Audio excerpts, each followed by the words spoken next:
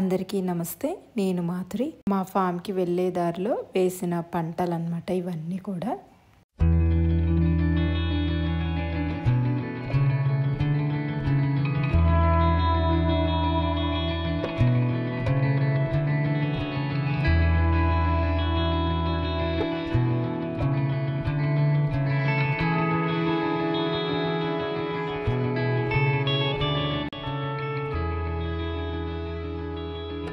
నేను తంగేడాకు తెంపుకుంటున్నానన్నమాట. ఎందుకంటే మామిడి చెట్లకు బాగా పురుగుంది కదా, కషాయం తయారు చేయాలి అని చెప్పి తంగేడు ఆకునైతే తీసుకుంటున్నా. తంగేడు ఆకు చాలా బాగా పనిచేస్తుంది కషాయంలో, పురుగుకు పెస్ట్ రిపెల్లెంట్గా. తర్వాత పూలు కూడా మన స్కిన్కి చాలా మంచివి.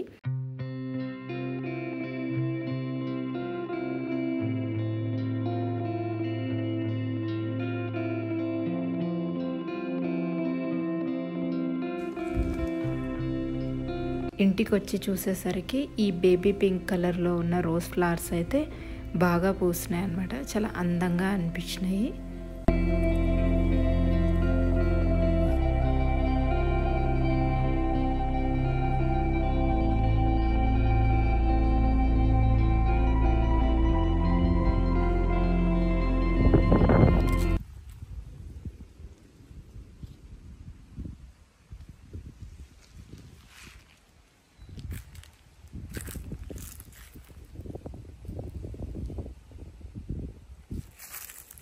కొన్ని గులాబీ పువ్వుల మీద అయితే డార్క్ పింక్ కలర్లో డాట్స్ ఉన్నాయి, కొన్నేమో ప్లెయిన్గా ఉన్నాయి.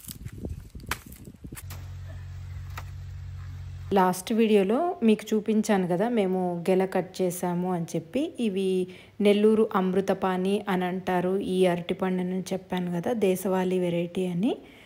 ఆ గెలని కట్ చేసి అక్కడే మేము ఇంటికి వెళ్ళేటప్పుడు కార్ పక్కనే పెట్టుకొని చీకట్లో మర్చిపోయి వెళ్ళిపోయినాం అన్నమాట. అయితే ఇంకా శ్రీనివాస్ మళ్ళీ రూమ్లో పెట్టి నార్మల్గా క్లాత్ చుట్టేసి పెట్టాడనమాట. ఇట్లా పండిపోయినాయి. ఎంత బాగా పండినాయంటే చాలా బాగున్నాయి. నార్మల్గా అమృతపాణి వెరైటీ అయితే ఎప్పుడు కూడా పీలంతా కూడా ఇట్లా చీలిపోయేది. ఇది నెల్లూరు అమృతపాణి అని అంటారంట. ఇది కల్కి అరటి అని కూడా అంటారంట. ఈ అరటి పండు మాత్రం ఎంత బాగుందో. ఇంకా మనకు కూడా ఏం డ్యామేజ్ కూడా అవ్వలేదు. ఇంకా కచ్చికాయలుగా ఉన్నప్పుడైతే ఒకలాంటి బూడిద కలర్లో ఉన్నాయి ఇవి. మొదటి హస్తం కట్ చేసినప్పుడు ఎన్ని పండ్లు ఉన్నాయి అని లెక్క పెట్టానమాట. మొత్తం 14 పండ్లు అయితే ఉన్నాయి. ప్రతి ఒక్క హస్తం కట్ చేసినప్పుడు లెక్క పెట్టానమాట, ఒక హస్తానికి ఎన్ని పండ్లు ఉన్నాయి అని. అరటిపళ్ళు కట్ చేసేటప్పుడు నార్మల్ నైఫ్ అయితే మనకు కింద పళ్ళు డ్యామేజ్ అయ్యేవన్నమాట కట్ చేసేటప్పుడు. అందుకోసమని అరటిపళ్ళు కట్ చేయడానికి సపరేట్ చిన్న నైఫ్ ఉంటుంది కదా బయట ఫ్రూట్ షాప్ వాళ్ళ దగ్గర, అటువంటి నైఫ్ని నేను కొనుక్కున్నాను. నర్సరీలో అయితే ఈ వెరైటీ కర్పూరం అని ఇచ్చారు, కానీ కర్పూరం అయితే కాదంట.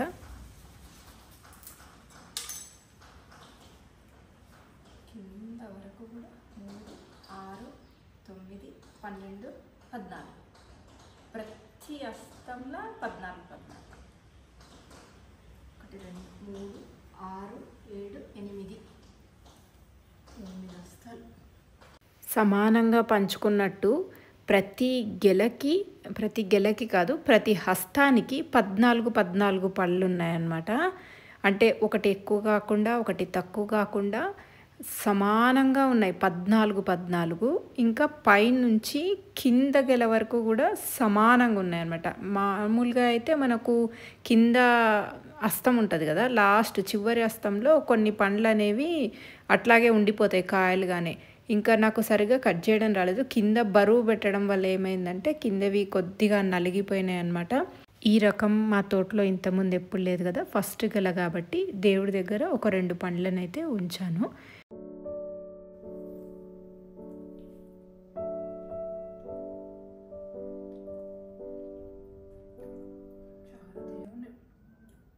తోలైతే ఎంత పల్చగా ఉన్నాయో.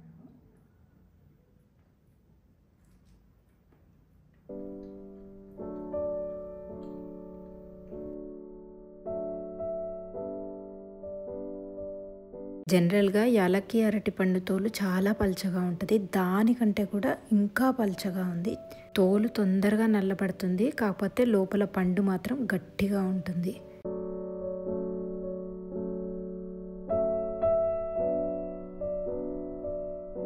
అంతకుముందు వారం వచ్చినప్పుడు పెసర్లను కొట్టి పైన పొట్టు తీసాం కదా, ఆ పొట్టునంతా కూడా ఒక పక్కకు పెట్టాడనమాట శ్రీనివాస్.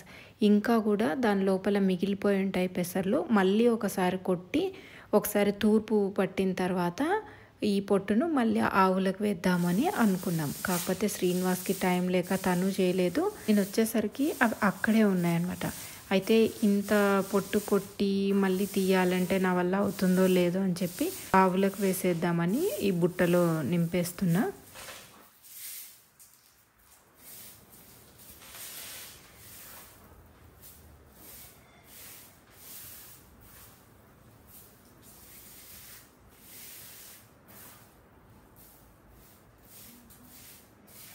మధ్యలో వర్షం కూడా పడ్డట్టుంది. వర్షం పడ్డప్పుడు కొద్దిగా చినుకులు ఇక్కడ పడతాయి కదా, దానికంతా కూడా ఈ పొట్టు మేము లాస్ట్ టైం చెరిగిన పొట్టంతా అతుక్కుపోయింది. నేను పొట్టు ఎత్తుతూ ఉంటే నాకు పెసర్లు కనిపించినాయి. సరే చూద్దాము, నేను నా ఓన్గా కొట్టి చెరిగి చూద్దాము వస్తాయా రావా అని మళ్ళీ కొట్టడం స్టార్ట్ చేశాను. లాస్ట్ వీక్ వచ్చినప్పుడు శ్రీనివాస్ ఏమో కొట్టాడు, నేను చెరిగి క్లీన్ చేశాను అనమాట. కాకపోతే ఈసారి నేను కొడుతున్నాను, ఎందుకంటే చూశాను కదా లాస్ట్ టైం ఎట్లా చేయాలి అని అన్నది.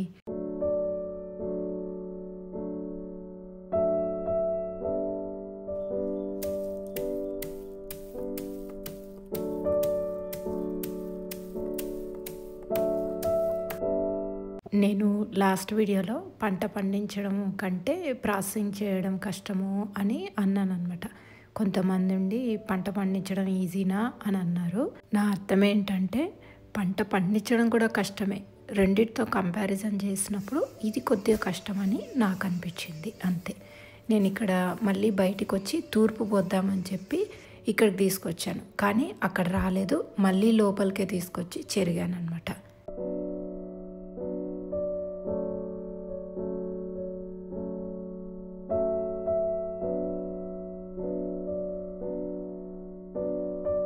మళ్ళీ కొద్దిసేపు కష్టపడడం వల్ల ఒక 1/2 kg పెసర్లు అయితే వచ్చాయి.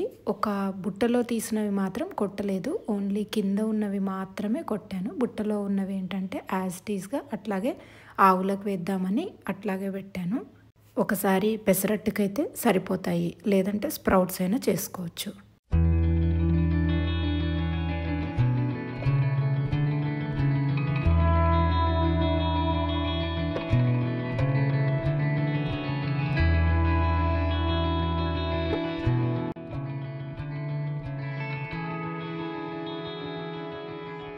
ఇందాక తీసిన పెసరపొట్టంతా కూడా ఆవులకు వేద్దామని చెప్పి వేస్తున్నాను. ఈ గాడిపాట్లో వేస్తే సాయంకాలం వచ్చిన తర్వాత తింటాయి కదా అని అన్నిటికీ వేసేస్తున్నాను. మనం రకరకాల పంటలు వేసుకోవడం వల్ల వాటి నుంచి వచ్చే పొట్టు కానీ ఆకు కానీ ఆవులకు వేయడం వల్ల వాటికి కూడా different types of food taste చేసినట్లు కూడా ఉంటుంది. బలం, అన్ని పోషక విలువలు కూడా అందుతాయి. ఆ పోషక విలువలున్న పాలు కానీ పెరుగు కానీ మనం తీసుకున్నప్పుడు మనకు మళ్ళీ అందుతాయి అన్నమాట. కొంతమంది ఆవుల షెడ్డుకు సున్నం వేయచ్చు కదా అని అంటారు. సున్నం వేసిన తర్వాత ఇట్లా పేడ ఎక్కువగా కనిపిస్తుంది, అందుకే ఆవుల షెడ్డుకు నేను ఎక్కడ సున్నం వేయంగా అయితే చూడలేదు. కానీ చాలామంది కామెంట్స్లో సున్నం వేయచ్చు కదా అని అంటున్నారని చెప్పి ఒక గోడకైతే సున్నం వేసాము. సున్నం వేస్తే ఇట్లా ఆవులు పేడ వేసినప్పుడు అది చిట్లుతాయి అన్నమాట, చిట్లి గోడకు కొట్టుకుంటాయి. అందుకని సున్నం వేస్తే ఏమవుతుందంటే పేడ మరకలు అనేవి ఎక్కువగా కనపడతాయి.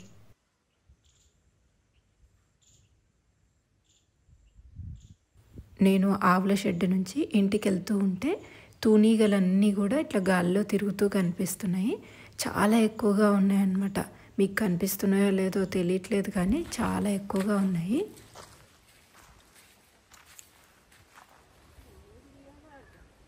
ఇక్కడ అరటి చెట్లు అనేవి దగ్గరికి అయిపోయి గెల వేసినప్పుడు బలంగా రావట్లేదు, హస్తాలు కూడా ఎక్కువ రావట్లేదు అనమాట. అందుకని ఎక్స్ట్రా ఉన్న పిలకలన్నిటిని కూడా కట్ చేద్దామని అనుకుంటున్నాము. వాళ్ళకి ఎన్నిసార్లు చెప్పినా కూడా తీయట్లేదు. ఇంకా ఈసారి నేను లక్ష్మీనారాయణ కలిసి తీసేస్తున్నాము. ఎందుకంటే దగ్గరికి అయిపోయి ఆ రూట్స్ అనేవి కూడా పైకి వచ్చేస్తున్నాయి. తర్వాత వచ్చిన గెల కూడా అసలు స్ట్రాంగ్గా ఉండడమే లేదనమాట. చిన్న చిన్న అరటిపళ్ళు వస్తున్నాయి.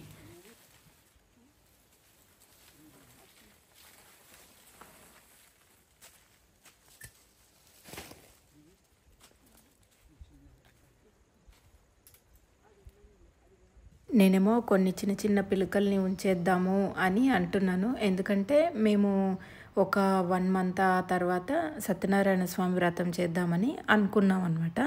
అప్పటికి ఉండాలి కదా అని అన్నాను. కాకపోతే చాలా టైం ఉందిలే, మళ్ళీ కొత్తవి వచ్చేస్తూనే ఉంటాయి, తీసేయి అని చెప్పి తను అంటున్నారు.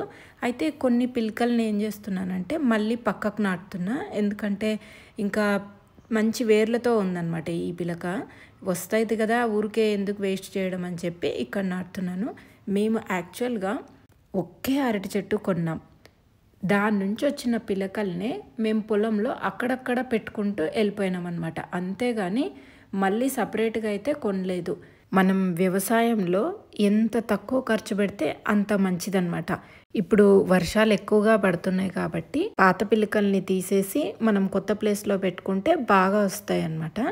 అయితే ఎంత ఎక్కువగా మన తోట నుంచి వచ్చే మొక్కల ద్వారానే మనం నర్సరీ చేసుకుంటే మంచిది. మనం నర్సరీకి వెళ్ళి ప్రతిసారి మళ్ళీ ఉన్న మొక్కల్నే మళ్ళీ పక్కకు వేయాలని చెప్పి కొనుక్కోకుండా మనం ఇట్లా ప్రాపగేట్ చేసుకుంటూ పోవడం వల్ల మనకు కూడా కొద్దిగా ఖర్చు తగ్గుతుంది అన్నమాట.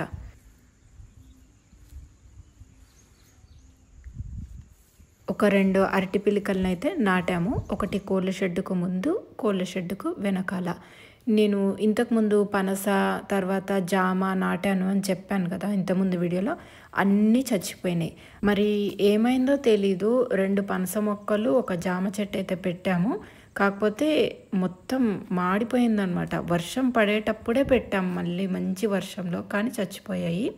మంచి మంచి అరిటాకులన్నిటిని కూడా కట్ చేసి పెట్టుకుంటున్నా. ప్లేట్లో తినే అవసరం లేకుండా మనము ఈ 2 రోజులు అరిటాకుల్లోనే తింటే సరిపోతుంది కదా అని చెప్పి మంచి మంచి ఆకులన్నిటిని కూడా పక్కకు తీసి పెట్టుకుంటున్నా. మనకు కడుక్కోవాల్సిన అవసరము లేదు, పని కూడా తక్కువ అయిపోతుంది అని అనిపించింది. అందుకే తీసి పెడుతున్నాను అనమాట. చిరిగిపోయిన ఆకులన్నిటిని కూడా మళ్ళీ అరటి చెట్ల చుట్టూరనే మల్చింగ్ లాగా వేసేసుకుంటున్నా.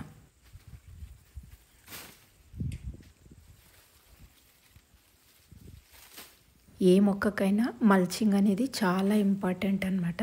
తేమని బయటికి పోకుండా కాపాడమే కాకుండా మొక్కకు మేలు చేసే సూక్ష్మజీవులు కూడా బాగా వృద్ధి చెందుతాయని అందరికీ తెలిసిందే.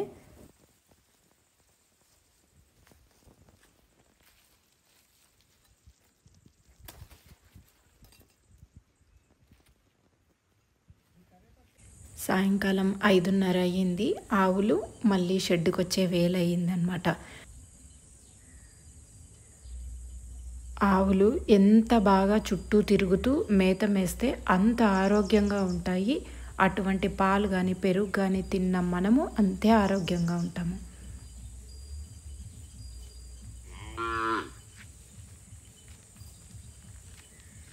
ఈ మధ్యలో మా ఎదురు పొలంలోకి వెళ్ళి నీళ్లు తాగడం అలవాటు చేసుకున్నాయి. అంటే అవంతకవి ఎప్పుడు కూడా అలవాటు చేసుకోవు, మనమే అలవాటు చేస్తే తప్ప అవి అలవాటు చేసుకోవు. మా వాళ్ళు ఏం చేశారంటే, మాకు గేట్ ఉంటుంది కదా, ప్రతిసారి గేట్ తీసి మళ్ళీ లోపలికి వెళ్ళి నీళ్లు తాగించడం కన్నా వీళ్ళకు ఓపెన్గా ఉంటుంది కదా, జస్ట్ ఇక్కడికి తీసుకెళ్ళి నీళ్ళు తాగించి మళ్ళీ బయట కట్టేయడం అలవాటు చేశారు. అందుకని అవి అట్లా అలవాటయ్యాయి అన్నమాట. అంటే పొద్దున 6:30కి షెడ్లో నుంచి వదిలేస్తే మళ్ళీ చుట్టూరు అవంతకవే ఫ్రీగా తిరిగి గడ్డి మేసి వస్తాయన్నమాట. మళ్ళీ మధ్యాహ్నం 1:30కి మళ్ళీ నీళ్లు తాపుతారు. మళ్ళీ సాయంకాలం 5:30 దాకా బయటే తిరుగుతాయి అన్నమాట. నేను కషాయం అయితే ప్రిపేర్ చేస్తున్నాను, మామిడి చెట్లకి కొట్టాలి అని చెప్పి. విపరీతమైన పురుగు ఉంది కదా, నేను ఎప్పుడు కూడా ఎగ్జాక్ట్ క్వాంటిటీస్ అనేవి ఏం వాడను. కొంచెం నేను చూసుకుంటానమాట, ఏ ఆకు వేస్తే బాగా పురుగు చచ్చిపోతుంది అని అబ్జర్వ్ చేసుకొని నెక్స్ట్ టైంకు ఆ ఆకు ఎక్కువ క్వాంటిటీస్లో వేస్తానన్నమాట. వావిలాకు మాత్రం చాలా బాగా పనిచేస్తుంది. నేను కలుపుతున్న ఈ కాడలు కూడా వావిలాకు కాడలే అన్నమాట. అయితే వావిలాకు ప్రతి ఒక్క రైతు గట్ల మీద ఉండాల్సిన మొక్క అన్నమాట ఈ వావిలాకు మొక్క అనేది. ఆవు మూత్రంలో ఇట్లా ఆకులను 3 పొంగులు వచ్చేదాకా ఉడికించాలి.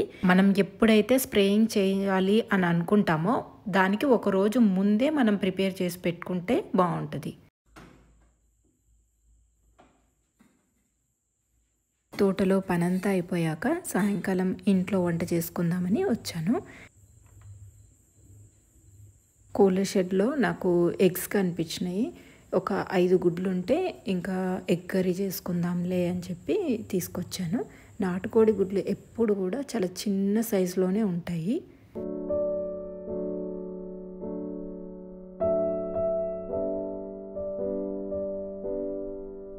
అరిటాకు భోజనం ఆరోగ్యానికి ఎంతో మంచిదని అందరికీ తెలిసిందే.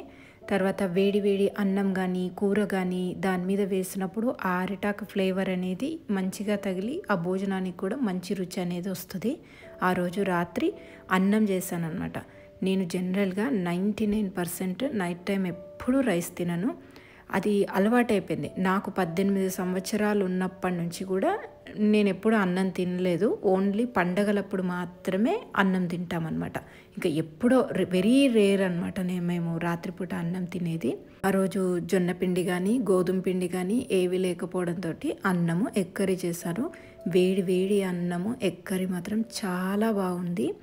కాకపోతే వైట్ రైస్ తినడమే అస్సలు నచ్చదు. కాకపోతే మాకు ఈసారి అట్లా పాలిష్ చేశారు కాబట్టి తప్పలేదు. మాకు కొన్ని సంవత్సరాల నుంచి అలవాటు అయిపోయింది సింగిల్ పాలిష్డ్ రైస్ తినడం అనేది.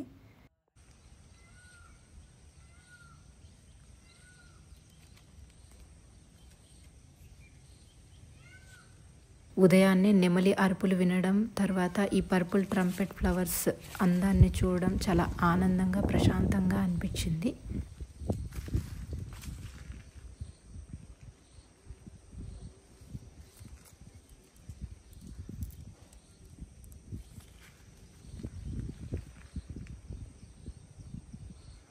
ఈగ కూడా దగ్గరగా పెంకుల పైకి పాకుతూ వస్తుంది.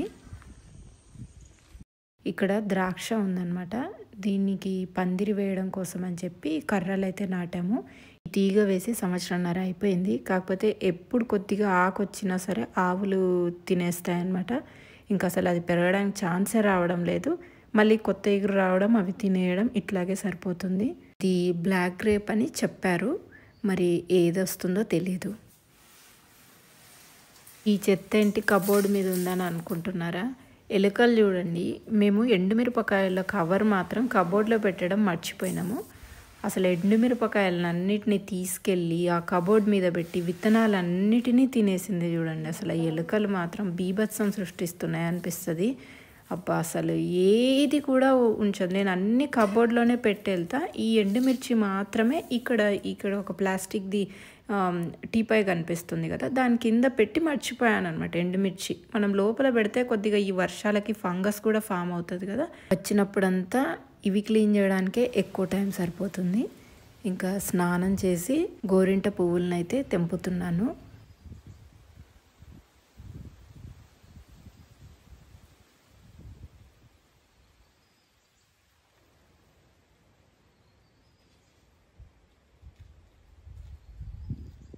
ఈ పువ్వుల్ని ఇట్లాగే వదిలేస్తే తోట మొత్తం అయిపోతాయేమో నిజంగా. చూడాలి. ఆ చిట్లిపోవడం వల్ల మంచిగా పువ్వులు బాగా పూస్తున్నాయి. దీనికోసం తేనెటీగలు వస్తున్నాయి, అందంగా కనిపిస్తున్నాయి. అసలు చూడాలి నెక్స్ట్ ఇయర్ ఎట్లా వస్తాయో చూడాలి. ఈ ఇయర్ మాత్రం ఇటు సైడ్కి వెళ్ళాయి అన్ని విత్తనాలన్నీ అటు చిట్లిపోవడం వల్ల నేను అన్ని పువ్వుల్ని కూడా తెంపలేదు.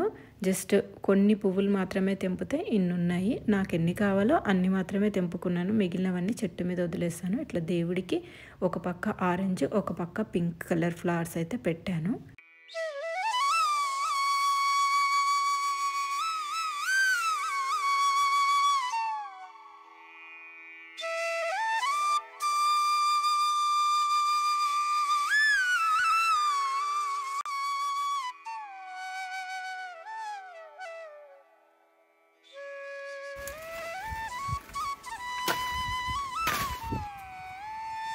నెల్లూరు అమృతపాణి వెరైటీ గెలనే ఇంకొకటి కూడా తెంపాము. లాస్ట్ వీక్ వచ్చినప్పుడు ఒక గెల, ఇప్పుడు ఒక గెల తెంపాము. ఇప్పుడైతే కొబ్బరి బోండాలు తెంపుకుంటున్నాం అనమాట.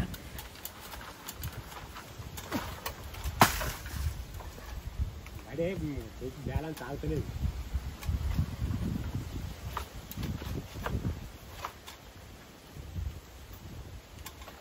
మా కొబ్బరి చెట్లు చాలా హైట్ ఎక్కువైపోయినాయి అనమాట. ల్యాడర్ వేసుకొని ఇంత పెద్ద బొంగు కర్రకి మనము కొడవలు పెట్టి కట్ చేస్తుంటే కూడా కట్ చేయడం కష్టమైపోతుంది. రాను రాను మరి మనుషులను ఎక్కించి కట్ చేయాల్సి వస్తుందో ఏమో తెలీదు. అందుకే మేము కొబ్బరి బోండాలకి ఎక్కువ ప్రిఫరెన్స్ ఇవ్వకుండా ఎండిపోయిన కొబ్బరి ఉంటుంది కదా, కొబ్బరికాయలు, ఎండిపోయిన కొబ్బరికాయలు అట్లాగే పడిపోతాయి అన్నమాట. పడిపోయిన తర్వాత మనము కొబ్బరికాయ దేవుడి దగ్గర కొట్టుకోవడానికి వాడుకోవచ్చు, లేకపోతే దాన్ని ఎండబెట్టేసి అట్లా ఎండు కొబ్బరి కూడా చేసుకోవచ్చు అని చెప్పి చెట్టు మీద ఎండిపోవడానికే మేము ప్రిఫర్ చేస్తున్నాము. ఎందుకంటే కొబ్బరి బోండాలు కట్ చేయాలంటే కొద్దిగా మాకు కష్టమైపోతుంది. ఇక్కడ చెట్లెక్కి తెంపే వాళ్ళు కూడా మనకు ఈ మహబూబ్ నగర్ డిస్ట్రిక్ట్ ఏరియాలో ఉండరన్నమాట.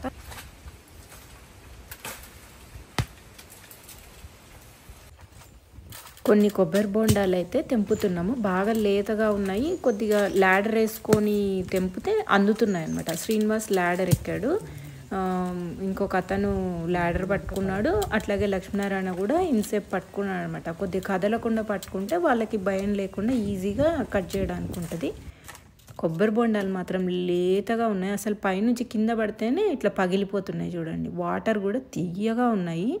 ఇట్లా చీలిపోయిందేమో మనం ఎక్కువసేపు స్టోర్ చేసుకోలేము, వాటర్ పాడైపోతాయి. కాబట్టి మనం ఇప్పుడే తాగితే ఫ్రెష్గా ఉంటాయి అన్నమాట. మీకు ఇక్కడ కనిపిస్తున్నవన్నీ కూడా కొబ్బరి బోండం కాదు, బోండం లాగా తాగడానికి పనికిరాదు, కానీ కొబ్బరికాయ దేవుడికి కొట్టుకోవడానికి పనికొస్తుంది. బాగా నల్లగా అయిపోయిన వాటిని మేమేం చేస్తున్నామంటే ఎండు కొబ్బరి చేద్దామని చెప్పేసి ఇంకా స్టోర్ రూమ్లో కూడా చాలా వేసాం మేము. ఇంకా ఇప్పుడు ఇవి మాత్రం హైదరాబాద్కి తీసుకెళ్ళడం కోసం అని చెప్పి ఇక్కడ పెట్టాము. ఇంకా వద్దు అనుకున్న వాటన్నిటినీ కూడా స్టోర్ రూమ్లో పెట్టాము.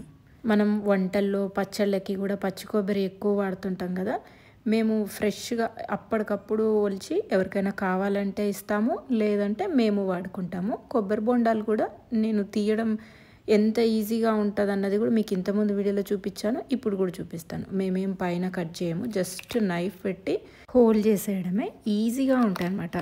టెండర్ కోకోనట్స్ని తీయడం అయితే ఈజీనే, ముదిరిపోతే కొద్దిగా కష్టం అనిపిస్తుందేమో, కానీ ఈ టెండర్గా ఉన్నప్పుడు మనం వాడుకుంటే చాలా ఈజీగా ఉంటుంది.